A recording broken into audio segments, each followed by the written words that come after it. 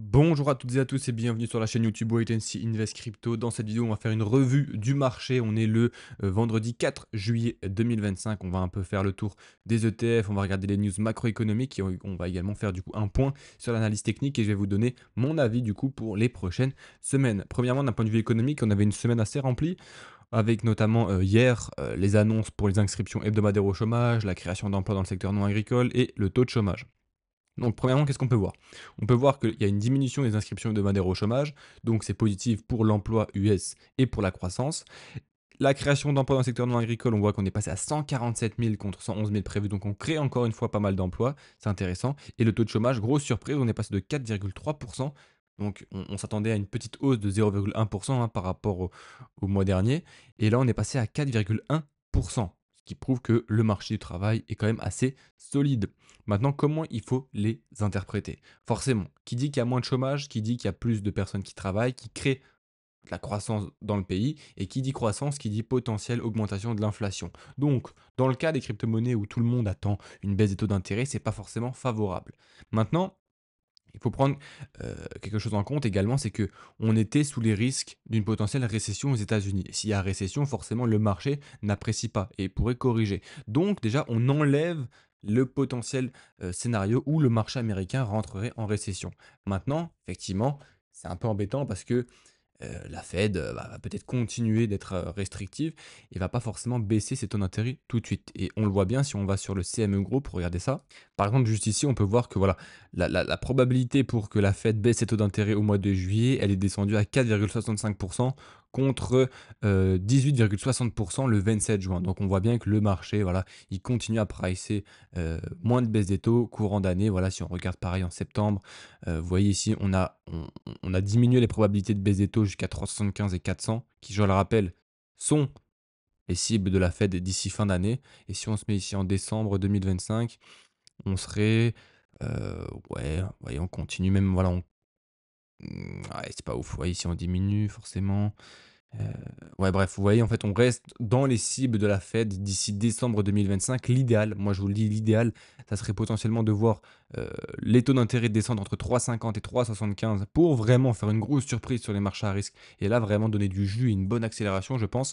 Bon, on n'y est pas encore, vous voyez, on est toujours là, ici, avec une probabilité de 43 qu'on soit entre 375 et 4 de taux d'intérêt d'ici, fin d'année 2025, donc ce qui correspond à 2 baisses des taux, voire peut-être 3 et ça restera à voir. Maintenant, d'un côté enfin, du côté des ETF, pardon, on peut voir ici que le BTC, il y a encore des inflows, hein. Vous voyez, on a rentré 601 millions de dollars sur l'ETF BTC. Il y a d'ailleurs, je ne sais pas si vous avez vu, hein, mais l'ETF BlackRock sur BTC et les cryptos en général rapportent beaucoup plus de revenus que les ETF sur le S&P 500. C'est quand même une folie. Là, vous voyez, ETH, ouf, il y en a une grosse accumulation là aussi, début du mois de juillet, le 3 juillet, avec en dollars, ça correspond à quand même 148 millions d'inflows sur les ETF ETH.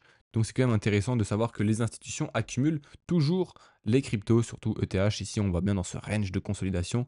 Et donc probablement qu'elles s'attendent à une augmentation du prix des actifs à risque dans les prochaines semaines. Ça, c'est ce que nous dit les ETF. Maintenant, si on fait un petit point technique sur le BTC, ça va être très simple. Je ne vais pas passer par quatre chemins. On est dans ce fameux range depuis maintenant quasiment 2 mois. D'accord? Et le marché semble vouloir maintenant le casser à la hausse. Beaucoup voient une forme de drapeau descendant comme ça, et on a fait un pullback pour le moment, et on maintient pour aller maintenant chercher l'ATH. Beaucoup voient ça comme ça. Là, on a eu un fake out juste ici, ou prix de liquidité, hop, voilà, c'est bon, on part. Ça, c'est une figure chartiste que la plupart des participants voient. Moi, c'est pas comme ça que je l'interprète, mais effectivement, d'un point de vue même du price action pur, on aurait ce qu'il faut pour effectivement aller chercher un nouvel ATH. Maintenant, il se peut se passer ça. Il peut se passer un retravail de cette zone juste ici, autour des 107 500 et des 108 350 pour refaire de la continuation haussière. Ça serait intéressant. Ok, on a la formation d'un breaker juste ici, en interne.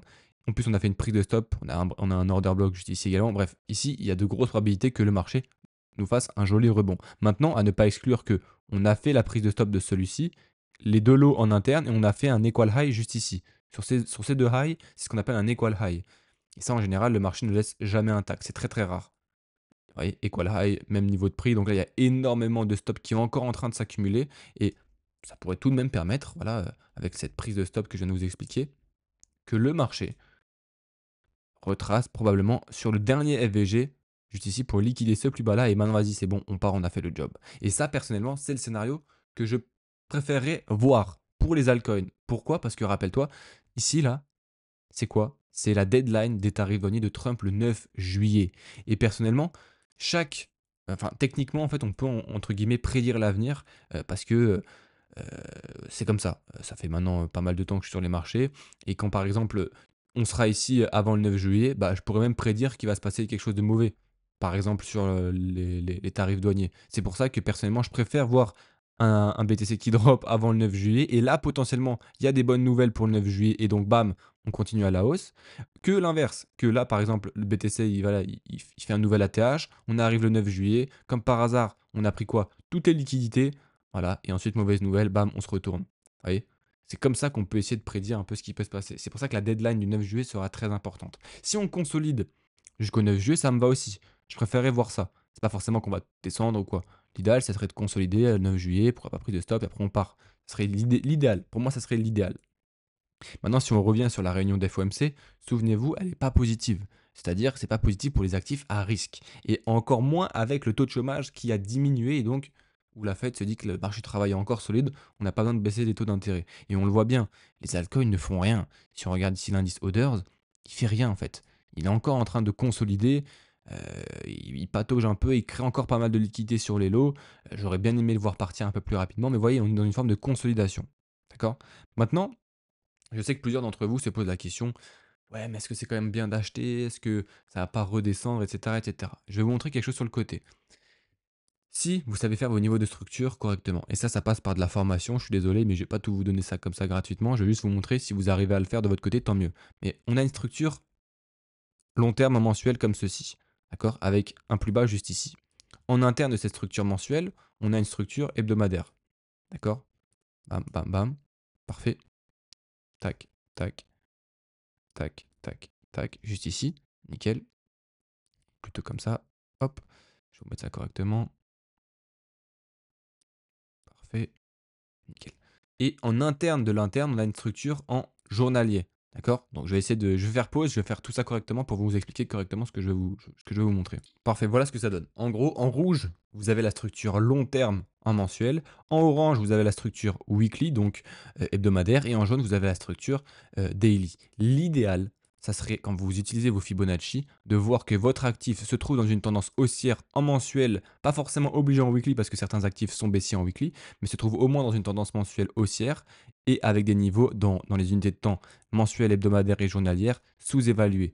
Et si vous voyez ça, même si effectivement, oui, on peut être encore en train de baisser, tu as quand même une première indication de te dire, ok, même si j'achète là-dedans, vous voyez, regardez, en fait, si je regarde mes fonds de couleur, vert, vert, vert. Je suis discount, donc je suis sous-évalué dans toutes les unités de temps qui dirigent le marché. Donc ça peut être intéressant, pourquoi pas déjà de poser un premier investissement. Et c'est pas des bêtises. Maintenant, tu es en crypto, tu peux prendre un moins 20% très rapidement. C'est pour ça qu'il faut faire très attention. D'accord? Donc voilà, c'est un petit tips que vous pouvez utiliser. Je ne vais pas rentrer dans le détail parce que ça, c'est l'objet de nombreuses heures de vidéos pour vraiment comprendre ce principe-là et pas se tromper. Hein, parce que si vous pensez savoir le faire, là, ce que je viens de vous faire là sur les graphiques, alors que vous n'avez pas vraiment suivi de coaching ou quoi, très compliqué. Honnêtement, je pense pas que vous y arriverez. D'ailleurs, il y en avait un sur le membre du Discord, j'aimerais bien faire un live avec lui parce qu'il m'avait dit que il comprenait tout ce que je racontais sans même forcément être passé en entretien avec moi. Donc, ça serait intéressant de voir un peu ce qu'il arrive à apprendre malgré tout en regardant les vidéos. Bref, du coup, pour revenir sur l'indice Others, on est dans ce schéma-là, en fait, on est discount partout.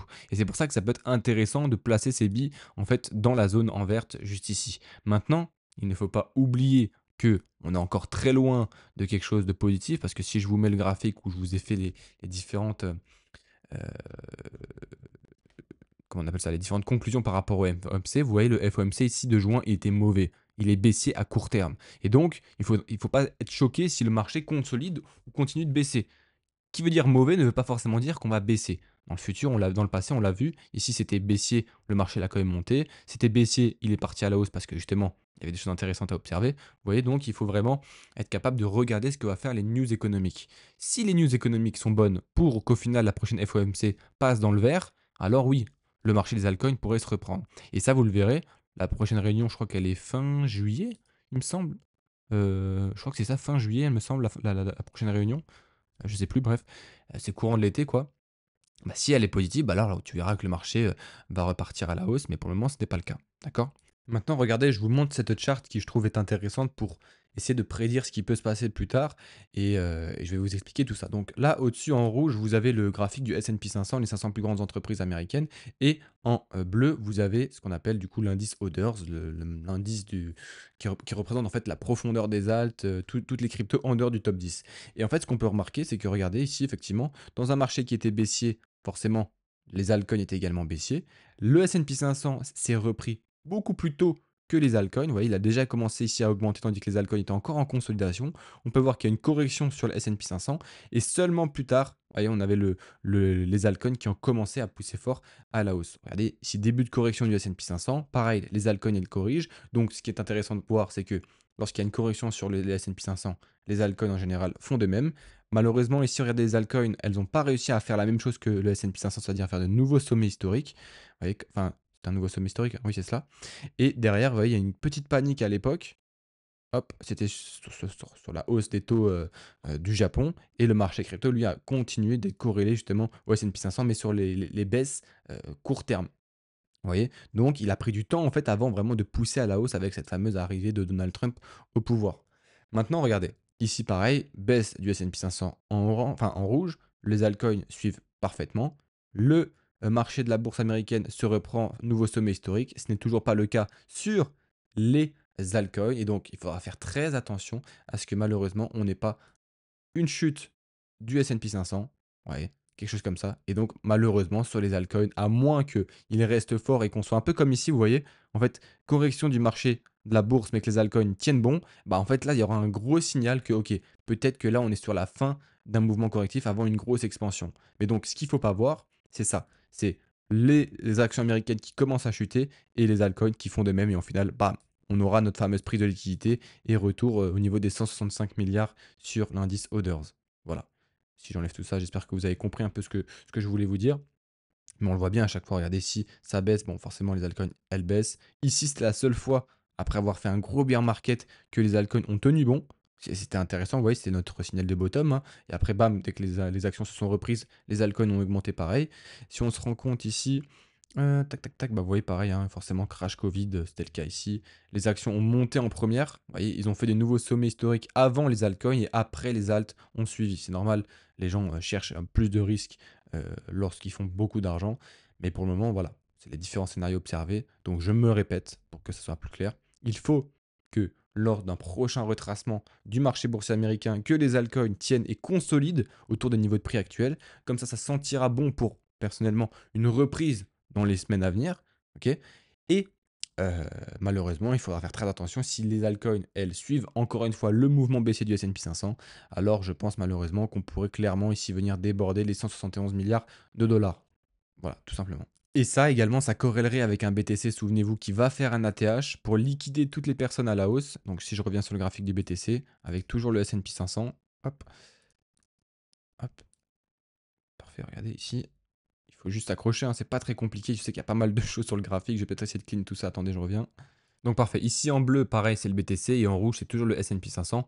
On voit bien ici que le S&P 500 a fait un ATH tandis que le BTC, lui, ne l'a pas fait, hein. Regardez juste ici, quand le S&P 500 s'est repris, le BTC, lui, est toujours dans un range de consolidation. Et il ne faudrait pas simplement voir que le BTC fasse ça, ok, pendant que les actions font ça. Et ensuite, les actions drop. Et elle également, enfin du coup Bitcoin, lui également vient à corriger. Et c'est là où sur les altcoins, malheureusement, on pourrait vraiment prendre cher ou alors consolider. Et alors, c'est là que ça commencera à être hyper intéressant de se dire, la Fed, enfin la baisse est finie, on est dans une grande consolidation avant d'entamer un prochain mouvement aussi. Voilà, c'est tout pour cette vidéo. J'espère que elle vous a plu. N'hésitez pas à rejoindre du coup le Discord, hein, si vous écoutez cette vidéo et que vous ne faites pas partie du Discord, c'est totalement gratuit. Je partage pas mal d'analyses et on se dit à très bientôt pour une prochaine vidéo.